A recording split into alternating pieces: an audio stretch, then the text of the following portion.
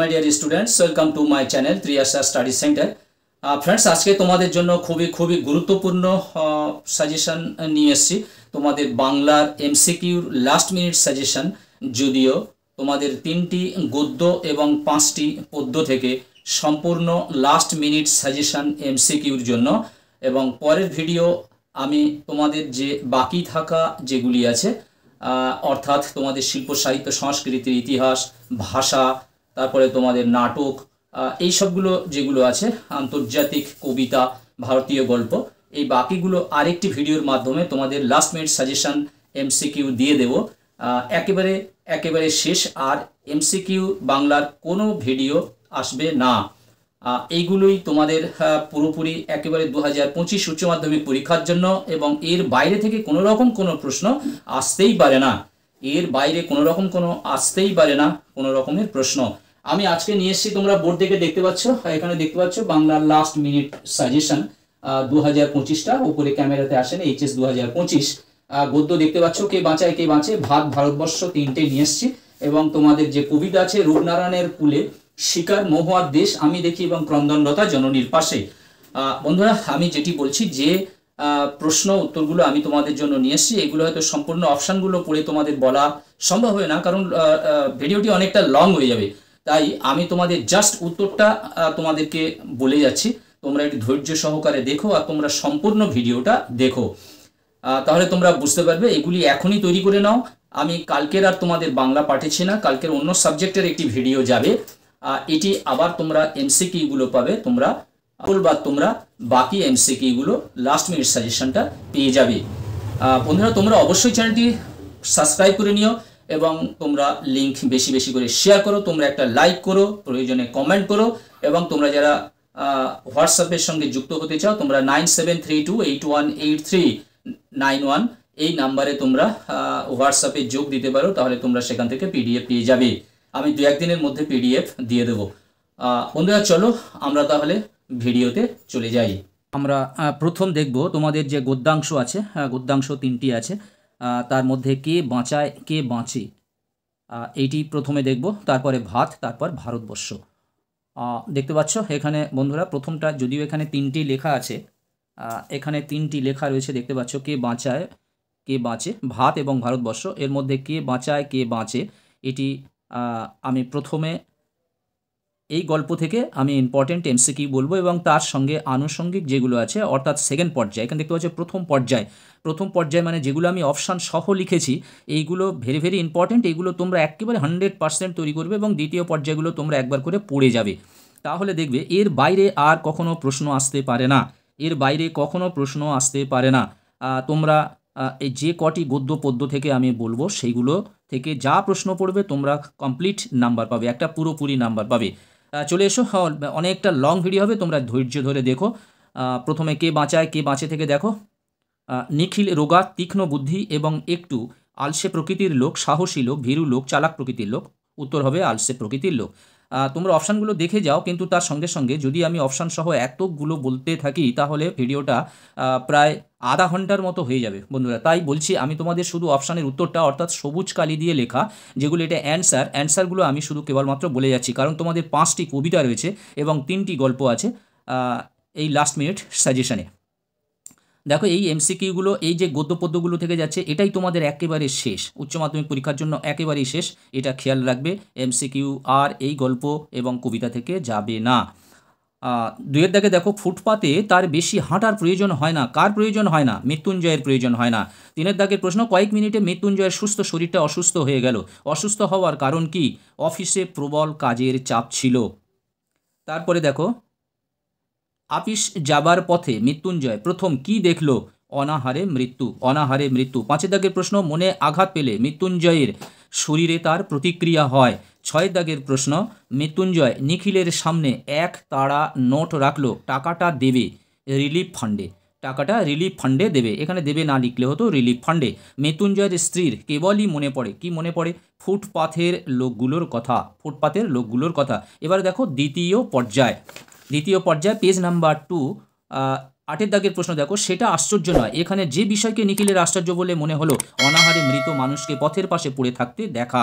বাড়ি থেকে কতটা হেঁটে মৃত্যুঞ্জয়ের ট্রামে চড়ত? 2 পা। মৃত্যুঞ্জয়ের সংসারে বাজার ও কেনাকাটা করে চাকর ও ছোট ভাই। তারপরে দেখো 11 দাগের প্রশ্ন, নিখিলকে প্রতি মাসে কিছু কিছু টাকা পাঠাতে হয় কত জায়গায়? 3 জায়গায় টাকা পাঠাতে হয়। মৃত্যুঞ্জয়ের বাড়িতে থাকে কতজন লোক? 9 জন লোক। 10 জনকে খুন করার চেয়ে নিজেকে না খাইয়ে মারা বড় পাপ, এই কথাটি নিখিল বলেছিল রাজধর্মের বিচারে। গ্রুয়েল কথাটির অর্থ হলো ভাতের ফ্যান। মৃত্যুঞ্জয়ের বাড়ির অবস্থা কীরকম ছিল? শোচনীয় অবস্থা ছিল। এই 15টি প্রশ্ন তোমাদের কে বাঁচায় কে বাঁচে থেকে আমি দিলাম, এর বাইরে আর আসতে পারে না। এরপরে দেখো ভাতের প্রথম পর্যায়ে, অর্থাৎ যেগুলো অপশান দেওয়া আছে, এই কয়েকটি প্রশ্ন তোমাদের প্রথম পর্যায়ে রেখেছি, অর্থাৎ ভেরি ভেরি ইম্পর্টেন্ট। হয়তো দেখবে যে এর থেকেই এসে যাবে। কনক পানি চালের ভাত খান বড়বাবু, বড় বাড়িতে ছোট আর মেজ ছেলের জন্য 12 মাস কোন চাল রান্না হয়? পদ্ম জালি।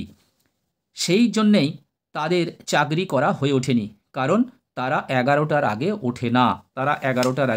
ওঠে না। পেজ নম্বর 3, 4 দাগের প্রশ্ন, কালো বিড়ালের লোম আনতে গেছে ভজন চাকর। উৎসবকে বড় বাড়িতে নিয়ে এসেছিল বাসিনী মনিব বাড়ির বড় কর্তার বয়স হয়েছিল 82 বছর। বাসিনী লুকিয়ে উৎসবকে খেতে দিয়েছিল ছাতু। বুড়ো কর্তার বাঁচার কথা ছিল 98 বছর। যজ্ঞের জন্য উৎসব কাঠ কেটেছিল 2.5 মণ। লুকিয়ে লুকিয়ে চাল বিক্রি করে বড় পিসিমা। এবারে যে দ্বিতীয় পর্যায়ের যে প্রশ্নগুলো, 11 দাগের প্রশ্ন, ওই 5 ভাগে ভাগ হয়। 5 ভাগগুলি কি? চাল। বড় বাড়ির কোন ছেলে বিলেতে থাকে? সেজ ছেলে। ভাত গল্পে বুড়ো কর্তাদের কতগুলি দেবত্র বাড়ি ছিল? 18টি। 14 দাগের প্রশ্ন, 4 নম্বর পেজ, হোম যজ্ঞের জন্য তান্ত্রিক এনেছিলেন ছোট বউয়ের বাবা। বাদা থেকে চাল আসছে। বাদা শব্দের অর্থ হলো নিম্নভূমি, অর্থাৎ চাষযোগ্য জমি। যে গাছের কাঠ তান্ত্রিকের যজ্ঞে লাগেনি? আম গাছের। ভাত গল্পে লোকটার চেহারা ছিল বুনো বুনো। রেঁধে বেড়ে শাশুড়িকে খাওয়ানো তার কাজ। তার বলতে কাকে বোঝানো হয়েছে? মেজ বউ। রামশাল চালের ভাত কিসের সঙ্গে খাওয়া হতো? মাছ। ময়ূর ছাড়া কার্তিক আসবে নাকি? উক্তিটির বক্তা হলেন বড় পিসিমা। উৎসবের মেয়ের নাম ছিল চন্ননী। উৎসবের ঘর ছিল মাতলা নদীর ধারে। উৎসব নাইয়ার মনিব ছিল সতীশবাবু। উৎসব আবার কাঠ কাটতে থাকে। প্রতিটি কাঠের দৈর্ঘ্য ছিল 1.5 হাত। উৎসবের চোখের কোলে জল গড়ায়। তার এমন হওয়ার কারণ হলো স্ত্রী ছেলেমেয়ের কথা মনে পড়ে যায়। এর পরের গল্প তোমাদের ভারতবর্ষ, 3 নম্বর গল্প ভারতবর্ষ। দেখো প্রথম পর্যায়ে যে প্রশ্ন, বিজ্ঞ চৌকিদারের পরামর্শ মানা হলো। চৌকিদার কি পরামর্শ দিয়েছিল? বুড়িকে নদীতে ফেলে দিয়ে আসতে, এই পরামর্শ দিয়েছিল। এক সময় দাগি ডাকাত ছিল নিবারণ বাগদি। আমিও তো মোল্লার সঙ্গে একই বাসে আজ শহরে গিয়েছিলাম। কে শহরে গিয়েছিল? ভট্টাচার্য মশাই। করিম ফরাজি একদা ছিল পেশাদার লাঠিয়াল। বুড়িকে হরিবোল বলতে স্পষ্ট শুনেছে নকরি নাপিত। পিচের সড়ক বাঁক নিয়েছে যেখানে, সেখানেই গড়ে উঠেছে একটা ছোট্ট বাজার। থুতথুরে বুড়ির গায়ে জড়ানো ছিল তুলোর কম্বল। এবার দ্বিতীয় পর্যায়ের প্রশ্নগুলি। বাজারে চায়ের দোকান ছিল 3টে। বাজারে জমাটি ভাব থাকে রাত 9টা অবধি। শীতের বৃষ্টিকে ভদ্রলোকে বলে পৌষে বাদলা। রাঢ় বাংলার শীতে ধারালো বৃষ্টিপাতকে ছোট লোকেরা বলে দাওর। ডাক তার বচনে বলেছেন যে পৌষ মাসে মঙ্গলবার বৃষ্টি শুরু হলে থাকবে 5 দিন। পৌষ মাসে বুধবার বৃষ্টি শুরু হলে থাকবে 3 দিন। মোল্লা সাহেব মুমূর্ষু বুড়ির মুখ থেকে কোন আওয়াজ শুনেছিল? কলমা। বাজার থেকে নদীর দূরত্ব ছিল 2 মাইল। নারায়ে তাকবীর, আল্লাহু আকবর বলেছেন মোল্লা সাহেব। মর তুই মর, কার উদ্দেশ্যে এই উক্তি? চৌকিদারের উদ্দেশ্যে। মাঠ পেরিয়ে কি আসছে? চ্যাংদোলা। ডাক তার বচনে বলেছেন যে পৌষ মাসে বৃহস্পতিবার বৃষ্টি শুরু হলে থাকবে 1 দিন। চায়ের দোকানে আসা বুড়ির হাতে ছিল বেঁটে লাঠি। বাজারে হাস্কিং মেশিনের পিছনে ছিল ইট ভাটা। ধারের অঙ্ক বেড়ে চলে, কেননা আজ না হোক কাল পয়সা পাবেই। এই তোমাদের গদ্য 3টি শেষ হয়ে গেল। এবারে তোমাদের কবিতা রূপনারায়ণের কুলে। প্রথম কবিতা রূপনারায়ণের কুলে। চিনিলাম আপনারে। কবি কিভাবে নিজেকে চিনিলেন? আঘাতে আঘাতে, বেদনায় বেদনায়। সে কখনো করে না বঞ্চনা। সে বলতে বোঝানো হয়েছে সত্যকে। রক্তের অক্ষরে দেখিলাম। রক্তের অক্ষরে কি দেখিলেন? আপনার রূপ। রূপনারায়ণের কুলে জেগে উঠে কবি ভালোবাসলেন কঠিনকে ভালোবাসলেন। রূপনারায়ণের কুলে কবিতাটি মূল কাব্যগ্রন্থের কত সংখ্যক কবিতা? অ্যান্সার হবে 11 সংখ্যক কবিতা। পেজ নম্বর 7, 6 দাগের প্রশ্ন। রূপনারায়ণের কুলে কবিতাটি রবীন্দ্রনাথ লিখেছিলেন শান্তিনিকেতনে। রূপনারায়ণের কুলে কবিতায় রূপনারায়ণ হলো রূপময় জগৎ সংসার। রূপনারায়ণের কুলে কবিতায় যে অক্ষরের কথা বলা হয়েছে, রক্তের অক্ষরের কথা বলা হয়েছে। দেখিলাম আপনার রূপ, কিসে দেখলেন? জীবনের মধ্যে। কঠিনেরে ভালোবাসিলাম, কবি কঠিনকে ভালোবাসার কারণ সে বঞ্চনা করে না। কবি চেয়েছিলেন জীবনের সকল দেনা মৃত্যুতে শোধ করতে। কবির আজীবন দুঃখের তপস্যা করার কারণ সত্যের দারুণ মূল্য লাভ করা। এর পরের কবিতা ছিল তোমাদের শিকার।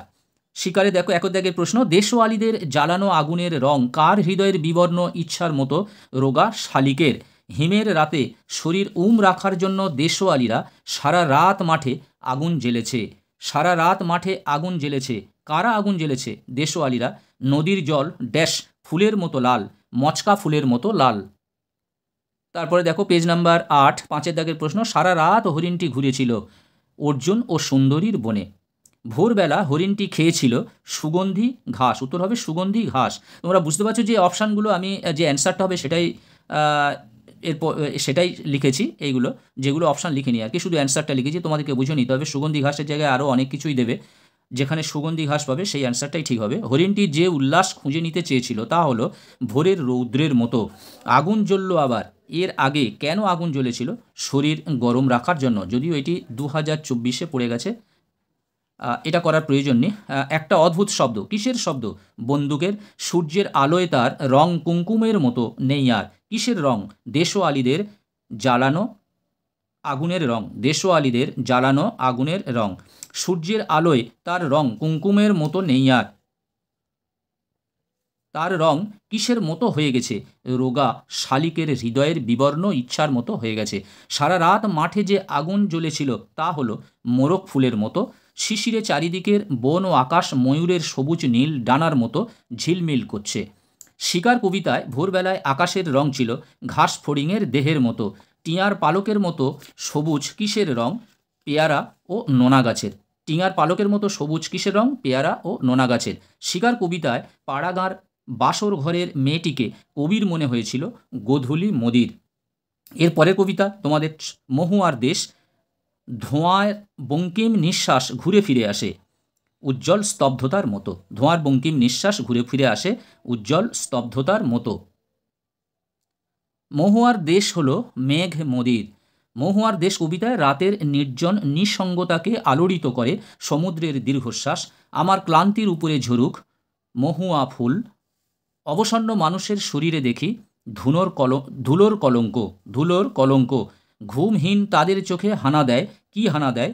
দুঃখের স্বপ্ন। তারপরে দেখো মহুয়ার দেশের মানুষের চোখ ঘুমহীন। কবি কয়লা খনির শব্দ শুনতে পান নিবিড় অন্ধকারে। পথের দুধারে ছায়া ফেলে দেবদারু। মেঘ মদির মহুয়ার দেশ কোথায় আছে? অনেক দূরে। রাতের নির্জন নিঃসঙ্গতাকে আলোড়িত করে সমুদ্রের দীর্ঘশ্বাস। মহুয়ার গন্ধ নেমে আসবে কবির ক্লান্তির ওপর। এবারে দেখো আমি দেখি থেকে তোমাদের খুবই কম দেওয়া হয়েছে। চোখ তো সবুজ চায়, দেহ চায় কি? অর্থাৎ দেহ চায় কি? সবুজ বাগান। পেজ নম্বর 10 এসেছি। দেখো 2 দাগের প্রশ্ন। সবুজের অনটন ঘটে শহরের অসুখ সবুজ খায় বলে। হাঁ করে কেবল সবুজ খায়। কে হাঁ করে সবুজ খায়? শহরের অসুখ। শরীরের জন্য দরকার গাছের সবুজটুকু। সবুজের ভীষণ দরকার, কারণ আরোগ্যের জন্য। বহুদিন কবির কোথায় কাটেনি? জঙ্গলে। আমি দেখি কবিতায় কবির ভাষ্য অনুযায়ী দেহ চায় সবুজ বাগান। এরপরে ক্রন্দনরতা জননীর পাশে। এই শেষ কবিতা তোমাদের। নিহত ভাইয়ের সব দেহ দেখে কবির মনে জাগে ক্রোধ। কবি মৃদুল দাশগুপ্তের একটি কাব্যগ্রন্থের নাম জলপাই কাঠের এসরাজ। এরপরে দেখো ক্রন্দনরতা জননীর পাশে কবিতাটি কোন কাব্যগ্রন্থ থেকে গৃহীত? ধানক্ষেত থেকে। যা পারি কেবল সেই কবিতায় জাগে। কবিতায় কি জাগে? কবির বিবেক। কবি যে জননীর পাশে দাঁড়াতে চেয়েছেন তিনি ক্রন্দনরতা জননীর পাশে না থাকলে কবির অর্থহীন মনে হয়েছে লেখালেখিকে। নিহত ভাইয়ের শবদেহ কবির মনে জাগিয়েছিল ক্রোধ। নিহত ভাইয়ের শবদেহ দেখে কবির ক্রোধের কারণ ভালোবাসা ও মূল্যবোধ। নাই যদি হয় ক্রোধ, যা দেখে ক্রোধের জাগরণ ঘটা প্রত্যাশিত। নিহত ভাইয়ের শবদেহ, ছিন্ন ভিন্ন দেহ পাওয়া গিয়েছে যে মেয়েটির, সে পথ হারিয়েছিল। বন্ধুরা, তাহলে আজকের মতো ভিডিওটি এখানেই শেষ করলাম। তোমরা অবশ্যই চ্যানেলটি সাবস্ক্রাইব করে নেও যদি তোমাদের ভিডিওটি ভালো লাগে। তোমরা অবশ্যই তোমাদের বন্ধুদের কাছে লিঙ্কটি শেয়ার করো। তোমরা সবাই ভালো থাকবে, সুস্থ থাকবে। আবার কথা হবে নেক্সট ভিডিওতে। তোমাদের সকলকে অসংখ্য অসংখ্য ধন্যবাদ ও শুভেচ্ছা রইল।